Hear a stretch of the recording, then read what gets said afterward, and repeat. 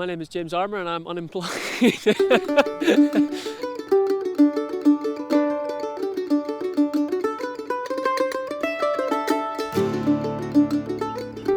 Selkie is a 307-kilometre adventure race across the Scottish Outer Hebrides. It starts at the Barra lighthouse at the southern end of the Outer Hebrides and crosses over all of the archipelago of islands up to the Butt of Lewis lighthouse at the northern end. The Selkie stands for the mythological Norse Gaelic seal creatures that used to come onto land and shed off their seal skin and walk around as humans. And I took inspiration from this because it's the culture of the Outer Hebrides, it's the Norse Gaelic roots, and it's quite like what I'm going to be doing for my race. I'm going to be coming onto land, getting back in the water, coming onto land. There's 6 different swims and 6 different running sections. I'm going to be on the bike twice. So really, I felt that I was recreating what the Selkie used to do.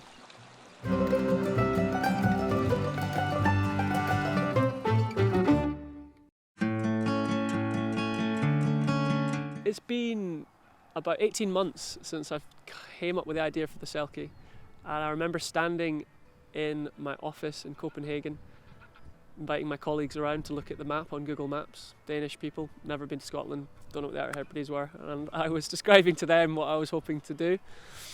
And yeah, it's been a bit of a crazy journey since then. I think when I started, I was about 600 metres was one of the first swims I did, and this was February time, stormy, it was across a harbour. I was terrified. I had kitchen gloves on.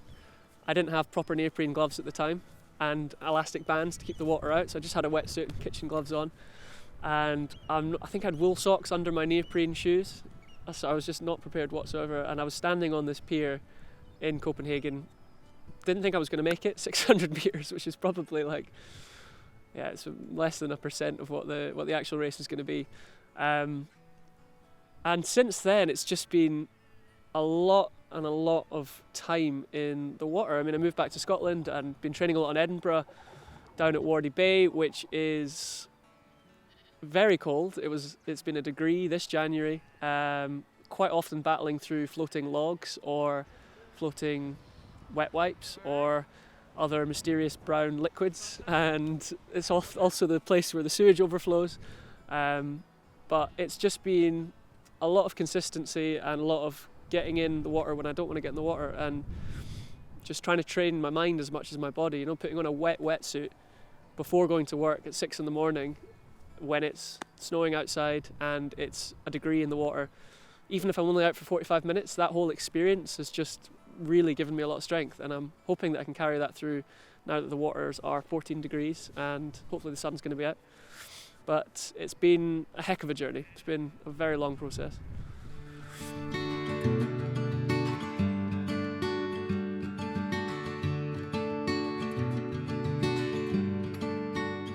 I mean, I've never actually been to the Outer Hebrides, so I have only heard from hearsay about what it's like. And knowing that this is such actually an enormous place, and these are big islands, but there aren't that many people living there, means that there is so much more space for nature to take its place, and so much more wildlife. And there are some really unique habitats. I mean, everyone goes on about the macher, and you've got, basically it's kind of like wildflower meadows that have been developed from all of the seashells washing up and being broken down on the beaches.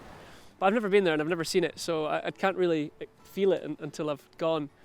But I really think it's the lack of people and the space for wildlife that makes it such a special place.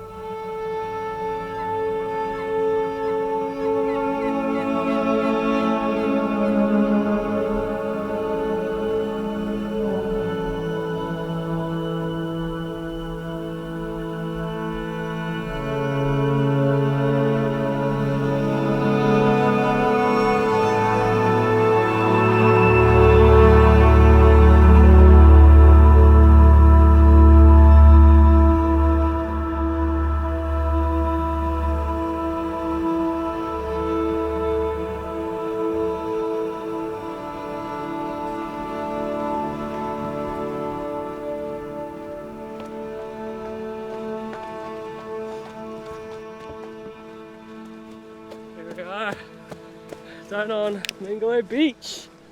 Oh man, this is awesome. Good morning! Guten Morgen. How are you? How's the first one, James? Yeah, that was awesome. It was really, really cool. We had a really good run down. The heather wasn't actually too bad. We managed to find a bit of a trail, and yeah, the conditions are just perfect for this. Just looking forward to the flood stream, because that first swim was only 20 minutes and I thought it was going to be 40. So I'm hoping that we can keep riding the current all the way over to Pabe.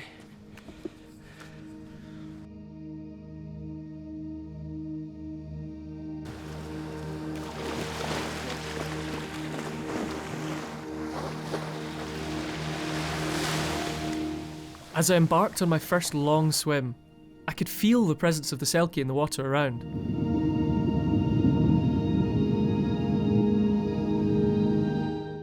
Knowing these grey seals can weigh up to 400 kilos, I forced myself to focus on my stroke and ignore the shadows moving around me.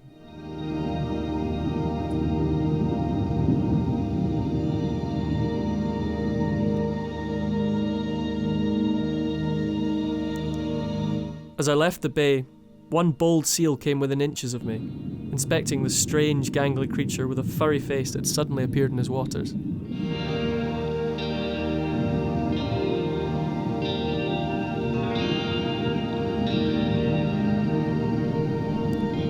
Content that I posed no threat, he drifted away into the darkness.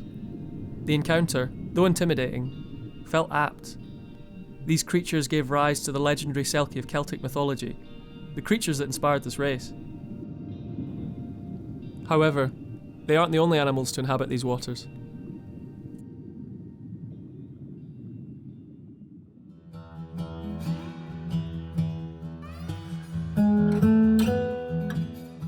So my name's Becky, I'm the Science Officer at the Hebridean Whale and Dolphin Trust. So my main role is to run the expedition surveys on our research vessel Silurian. So we collect visual, acoustic and photo ID data on whales, dolphins and porpoises on the west coast of Scotland.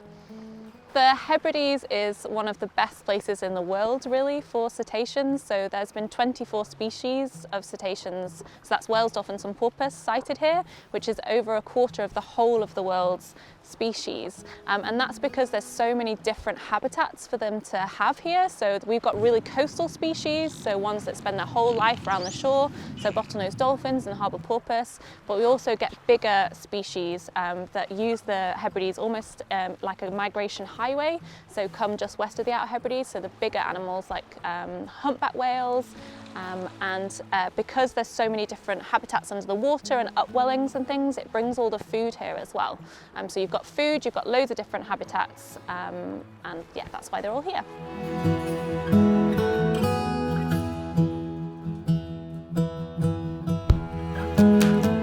So my typical day at the Trust involves being on Silurian. I spend most of my time out on our research vessel, and we usually get up in the morning, have breakfast all around the table, and get out to surveying. So we do visual and acoustic surveying out there. So we'll have people on the mast and we'll get the hydrophone in the water, and we'll basically survey a different route every single time, going to some of the most remote places on the west coast of Scotland.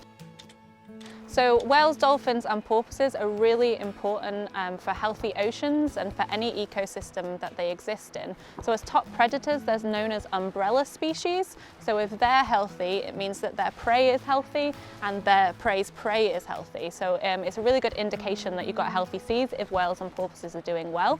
The other thing they do is help combat climate change, particularly the larger whales, because they are part of the nutrient cycle and they bring nutrients that needs to be there for photosynthesis to happen, which kicks off the whole food chain.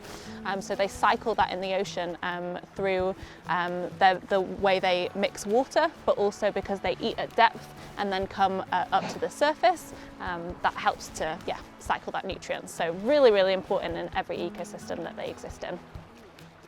So one of the best parts of my job actually is getting to see people's reactions when they see whales and dolphins and just the joy that it brings to people's lives. So every time I'm out on the water with people, my hope is that they get that joy, and because I think that's what you need to be able to protect the oceans and get people to care about the sea. So my dream is to get as many people out on the water as possible, because that is what I think is going to really make a difference. There's not one person that sees a whale or a dolphin that doesn't feel something, and that means that they don't then care. So I think that's what we need to do, is get people caring about the sea, because that's how we're going to protect them for generations to come.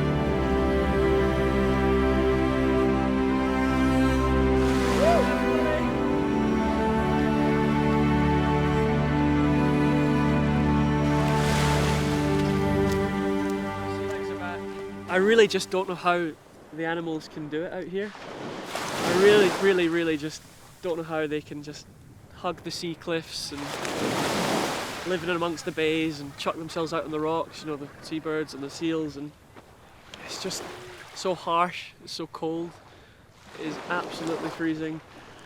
It just feels wild. It just feels really wild. It's untouched.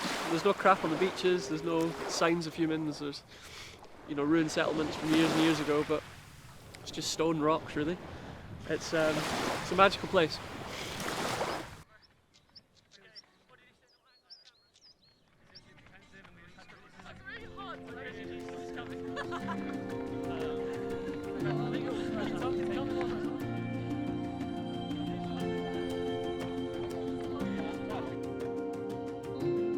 Climbing the hill above Castle Bay, I could see the Bishop Isles laid out behind me.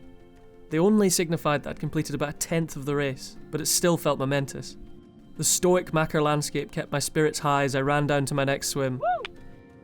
The sound of Barra.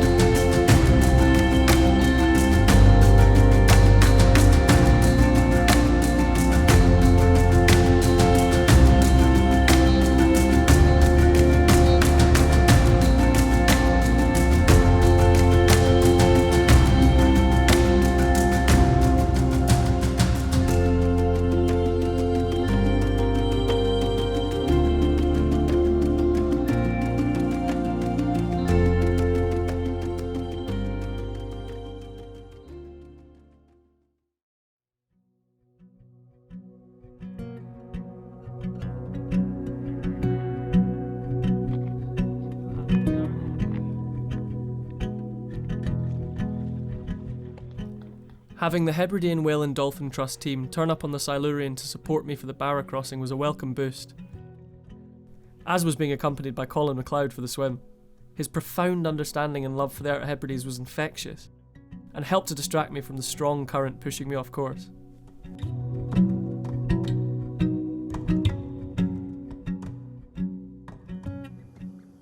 My name's Colin Smith McLeod, and I'm a janitor at Point Primary School. The reason I got into open water swimming was I'd always been like a pool swimmer, and then back in 2011, almost 10 years ago, a couple of friends and myself got together to see about doing some like a relay fundraiser, and then the following year we went on successfully to do the Liverpool to Stornoway ferry route, and that was about 60 miles. It took us about a day and a half, and that raised about 23 grand for the RNLI.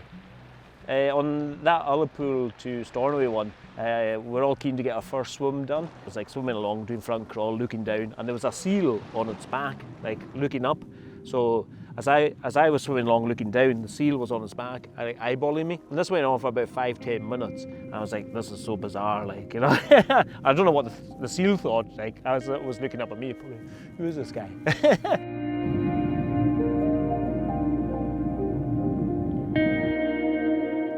The more I heard stories about these fascinating animals, the more my initial fear turned to wonder at their natural curiosity.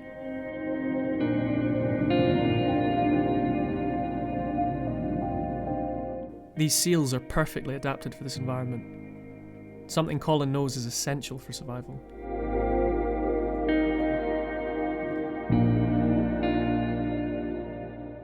Well, dealing with the cold and hazards and such like, you know, you do like risk assessments before.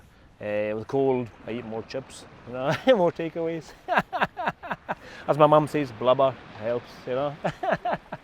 But, you know, there was one swim I did, it was like in 2018, it was the big munch. For Norman and myself, there was one boat and one kayaker.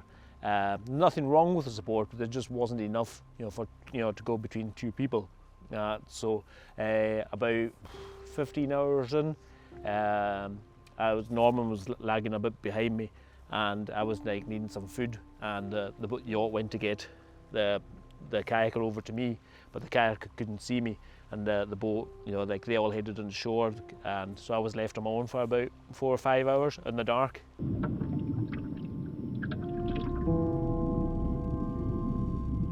So I carried on swimming, you know, it's like, well, going through my head is like, it's either I'm going to be here or I have to get there, you know, so I have to get there to survive, you know. And then the helicopter, so I was shouting at the boats, but, you know, with waves, noise, you know, it's like, and it's all pitch black, you can see the light of the lighthouse beaming away. And then the helicopter came out, and I was like with a tow float, which is lit up like a Christmas tree, and the helicopter came over, and then it went away. And I was like, oh man, they didn't see me. And then it came round again, so maybe with the old blubber, a bit of body heat somehow, even after all that time. The helicopter came round, I was up with the tow float again, and then the searchlight came down. I was like, yes. Then a boat zipped over, and he said, Colin, your time's up. I'm like, oh, but in reality, I was like, yay. So that was like, yeah, that was a close one. I was lucky to be alive on that. Colin's story was a stark reminder of just how brutal the ocean can be, and it illuminated my insignificance in her vast bottomless depths. It brought me so much comfort having Colin's support on this 10-kilometre stretch, giving me the energy I needed to push on against the strong tidal current.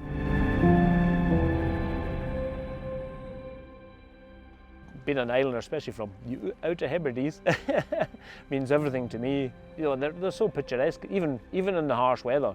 You know, it's great, but in the summertime, like a day like today, you know, especially if there's no midges about, you know, it's a fantastic place to be.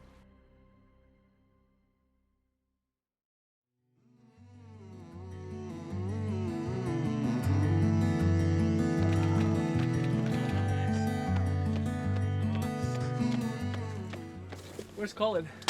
Yeah. You hear me? Mate, that current was... I was just so annoyed. I was so annoyed. Honestly, for like, it felt like 40 minutes. I was just like, kept looking up. The same wee house was just there. I was like, nope, I'm just gonna go straight in. And then the current just like pushed me back. I was like, so just sprinted for 10 minutes, like all out. And it came on there. Hello, how are you? Hi, how you doing? You're good. So nice of you to such good crack. But no, it was common because our surveys are always really random. So when we looked this morning about where to go, we hadn't surveyed any of the Outer Hebrides yet. So we were like, hold on, we could go down to Barra and see. It's nice to come and say thanks in person. Actually, yeah.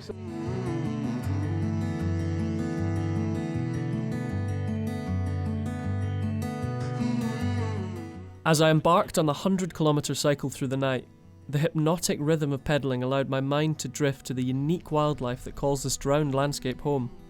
Not that we saw much in the dark, though.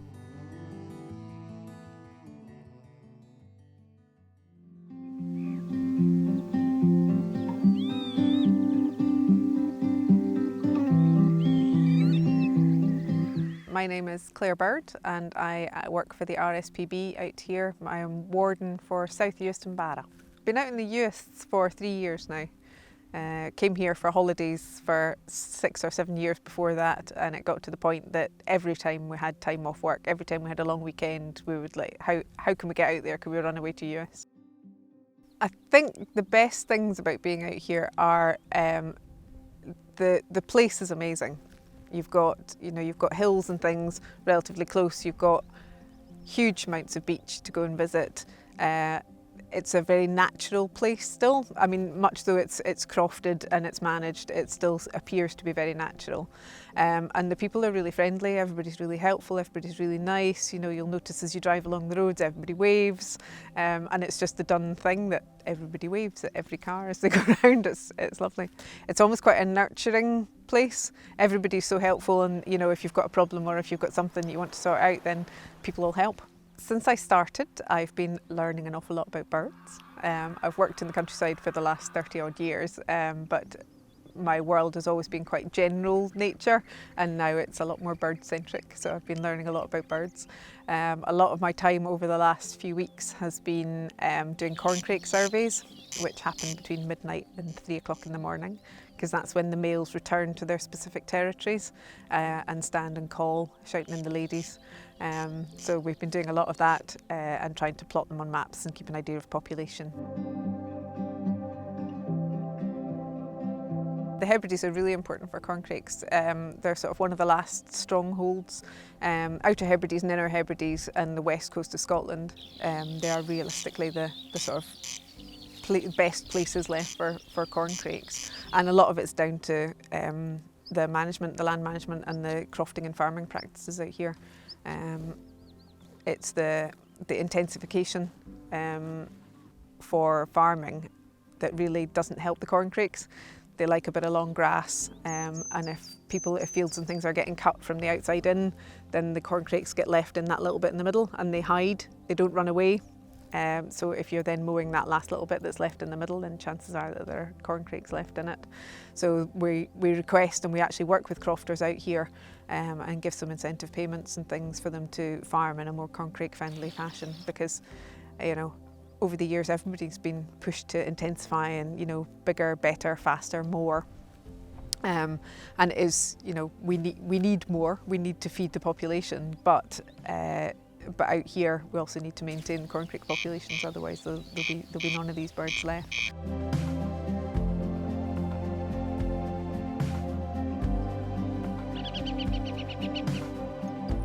Yeah, the Machair is an incredibly important environment.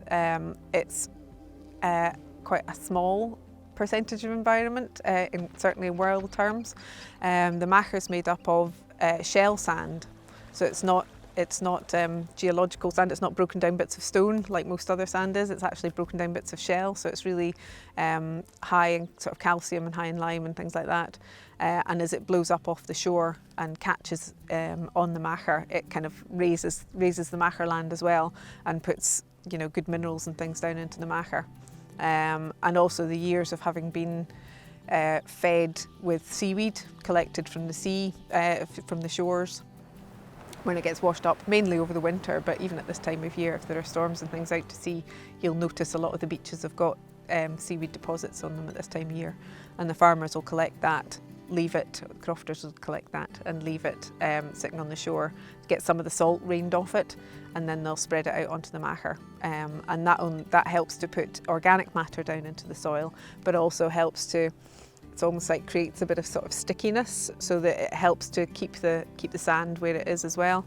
And they're very rich habitats, very diverse, but it's also a really important habitat internationally.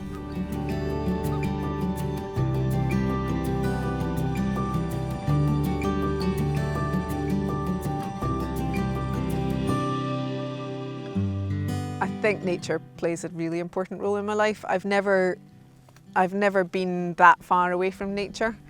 Yeah, lots of walks, lots of time in space and space outdoors.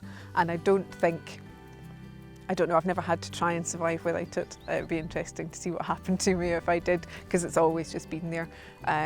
Whether it be a 10 or 15 minute walk from home to get to somewhere wild enough, and now, you know, 2 minutes and I can be on the seashore. It's great. I think with the protection of nature and wildlife, there are a lot of people working towards common goals, and I think that's nationally as well as out here. Everybody's appreciating that green tourism is a good thing. You know, we get lots of people out here, and they're not just here to cycle from the bottom to the top or the top to the bottom, depending on which order they've decided to do it in. They are here to, you know, stop and relax themselves. I think with the whole pandemic thing, there's been a big view on the fact that nature is good. It's good for your mental health, it's good for your physical health, and I think a lot of people are concentrating on that kind of thing. We've got so much nature out here in a relatively small space that's easy to find and easy to watch. There's so much history, there's so much geology, there's ruins of black houses and old settlements and things all over the place. There's, you know, grass and heather and beautiful wildflowers in the macher and, you know, up onto the mountain tops. And when the heather comes out, the whole place smells like honey, and it's just, you know, it's an amazing place to be. But I think we need to let other people know it's there, but also let other people know how to sustainably visit it and how to visit in a good way. We've got it and it's brilliant, and we want people to come and visit it, but we want it to still be in a really good condition when they leave.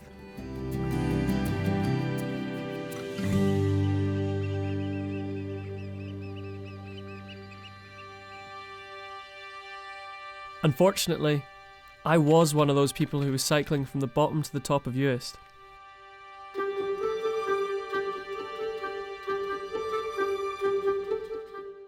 After a quick sleep, we were back on the bike by 4 a.m.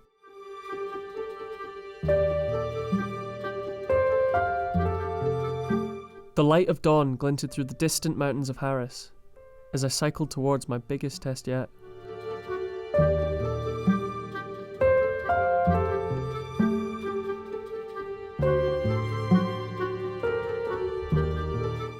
At the start of this journey, I set out to discover more about this place, but I also wanted to push myself.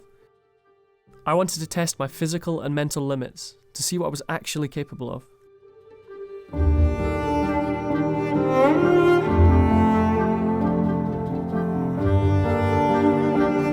As I stood on the beach, staring across at that 10-kilometre stretch of water between me and Harris, I just felt scared and completely alone.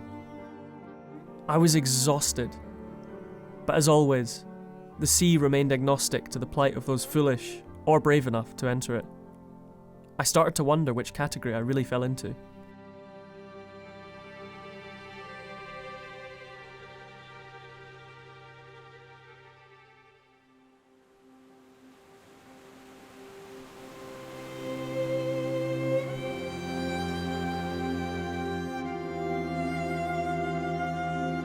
This sound was the most notorious amongst all of the islands for its ever-changing and unpredictable currents.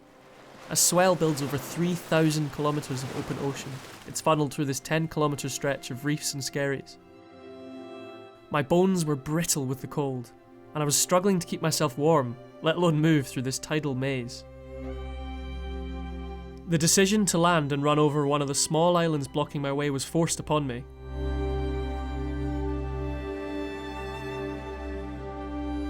Fortunately, it allowed me to warm my centre and push on for the last few kilometres of the swim. And after 3.5 hours of battling against these strong currents, I finally landed on the last island.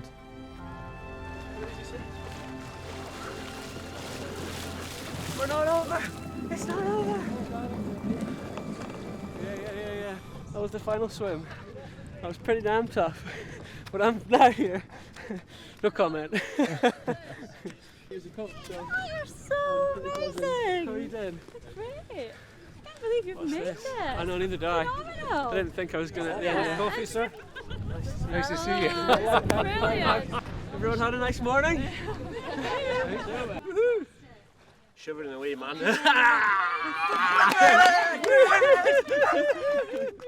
Get warmed up.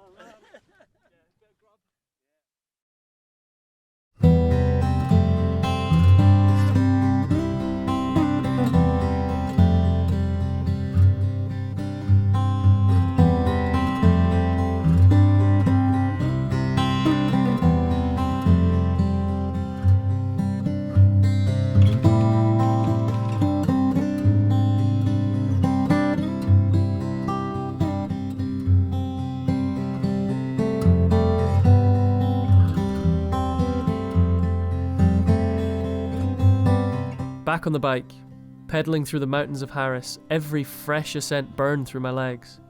I've never wished for the ability to glide and soar more than now, an ability that some residents of these isles have mastered.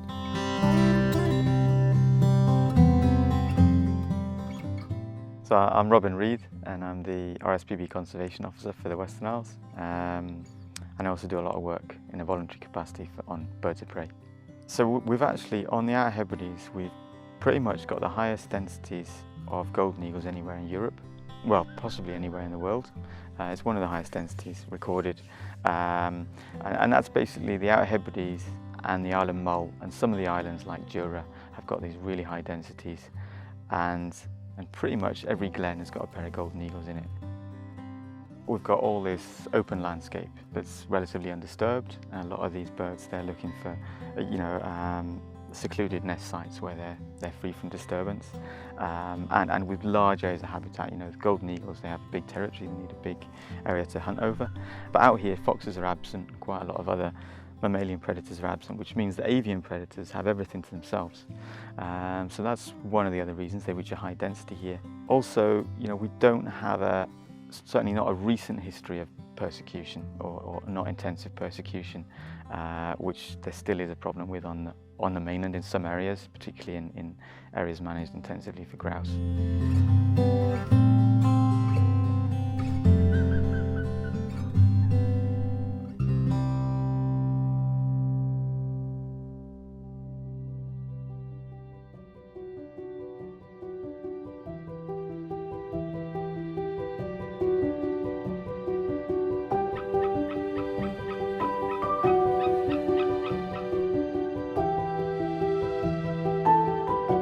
White-tailed eagles, to be honest, it's like a completely different bird. They're much more closely related to vultures, and they're more sociable in some ways. You regularly see sea eagles together, sometimes 3, 4, 5, 6 together, but quite different behaviour to the golden eagle. Even though they look really quite similar, it can be difficult to tell apart.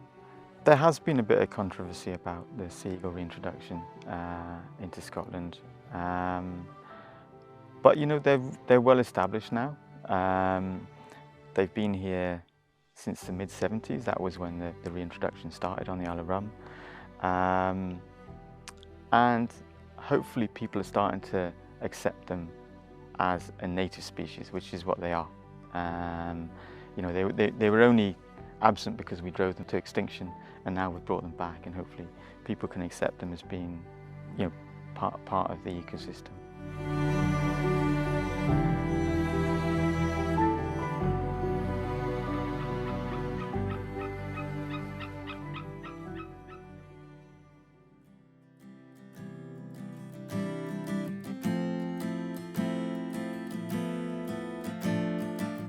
Uist in particular is a real hotspot for short-eared owls. That's partly because there's a big vole population there, so, but also probably the abundance of passerines as well on the machas, just huge populations of breeding birds on the machas and wintering birds. But also, you know, the Uist, very little of it has been managed intensively for intensive agriculture. So the crofting system is what we call a high nature value farming system, basically. You know, the places where species like short-eared owls and kestrels have declined, it's where you've got agricultural intensification, and you know, there's a lot of pesticides being used, the field margins have disappeared, and so their prey species populations have declined as well. Hen harriers, just one of the most amazing species to watch, you know, just stunning species. And just makes a day out on the moor. And they are doing well here, but they're in decline across the UK generally, and that is because of this persistent persecution on grouse moors, which, you know, it's incredible really that in this day and age that's still going on. But out here they are doing really well. That's partly because we don't have driven grouse, so you don't have that conflict of interest between the harriers and humans. But also just the extent of habitat and the abundance of birds and the abundance of voles on Uist is really interesting. In fact, on Lewis, we don't have voles. Voles are absent, but hen harriers have just started breeding here in the last 10 years, which is fascinating, and we still don't quite know why, because in most places the theory is that voles are important for getting the hen harriers into breeding condition, but they've just established this new population on Lewis, which is just fantastic to see, you know, when they're in decline, and is really important when they're in decline in the rest of the UK.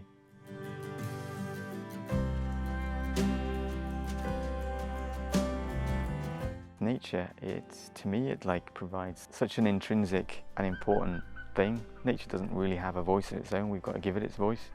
You know, when there's so much destruction going on, that's only benefiting humans, if even that. Our like baseline has been eroded. What you grow up with, that is the baseline you should be striving for. But the problem is then, if biodiversity is declining, then with each generation, there's that shifting baseline, and our baseline of what we think we should be striving for is always getting eroded away to something less. And I guess what's important is to consider what the potential is and how much better the environment could be.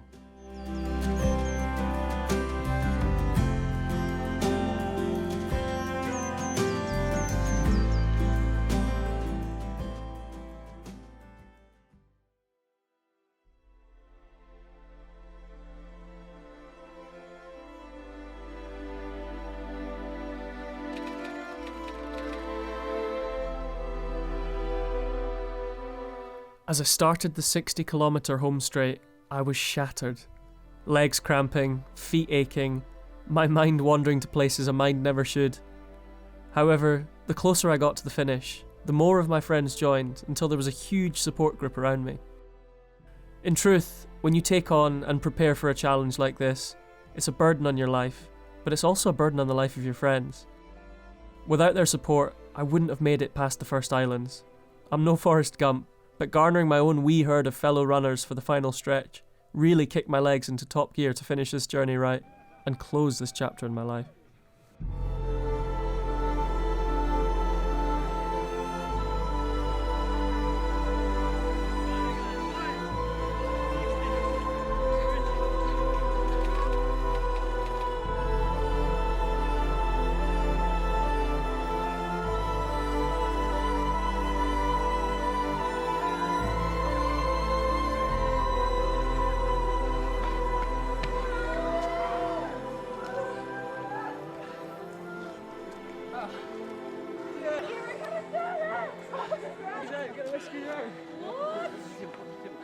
Buddy. I would die. Thank you, everybody. Couldn't have done it without each and every one of you.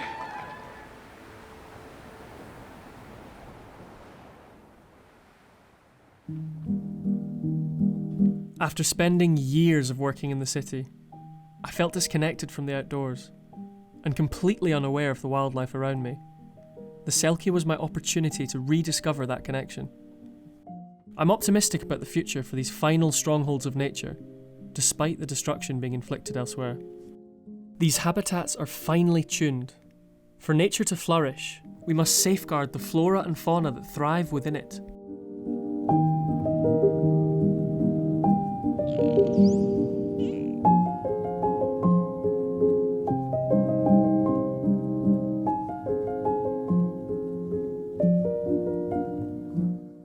By failing to protect any single element, we upset this delicate balance.